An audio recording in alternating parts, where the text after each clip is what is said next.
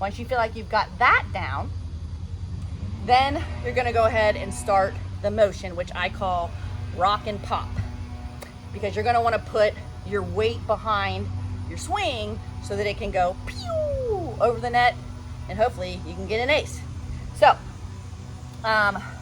again, weight on front foot, arm that's holding the ball, hand that's holding the ball lines up with my swinging arm, and I'm going to, again, once we have the ball, I'll kind of line my wrist up. That kind of trains your mind to like know where you're swinging.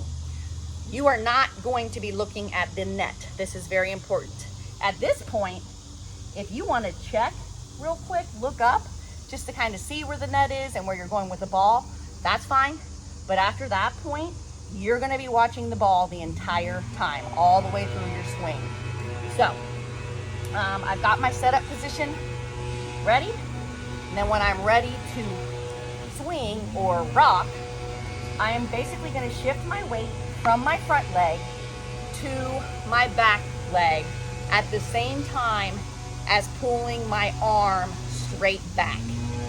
Okay, so that's going to look like this. Watching the ball, I'm going to rock, so I've just shifted my weight. Notice my arm is going to stay in that same position. You want to make sure that you don't twist your arm on the way back. So you don't want to twist it from this to this.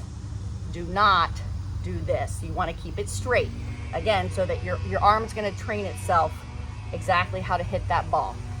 So you are going to, back to that rocking motion here, shifting my weight back, rock, arm is still straight, I'm still watching the ball the whole time.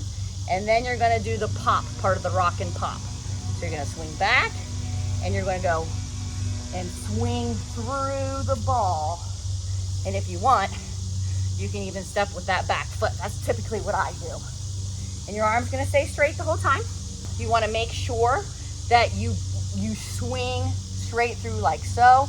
Make sure that you're not crossing your body, because again, that's going to increase the likelihood that your ball goes out of bounds. Okay, so once again, before you start with the ball, go ahead and get that whole rock and pop motion down. And then when you are ready to use the ball, you've got that down, and now you're just working on actually hitting the ball. So I did it slow-mo, but it's usually one fluid motion. So let me show you what it'll look like when you're just practicing that part of your serve. So again, weight on front foot, arm in front of swinging shoulder, making sure that my wrist is flat. I'm kind of seeing where my arm is going to hit that ball. I'm going to rock, and I'm going to pop. Making sure my arm was straight the whole way back on my rock, and I'm bringing it up high, guys. If you just go like this, you're not going to have a lot of power. You want to bring it all the way back and through, and you're going to push through that ball. So do that a few times till you get that motion down. And then when you feel like you've got that pretty much under wraps, you're gonna go ahead and grab your ball and just do the same thing.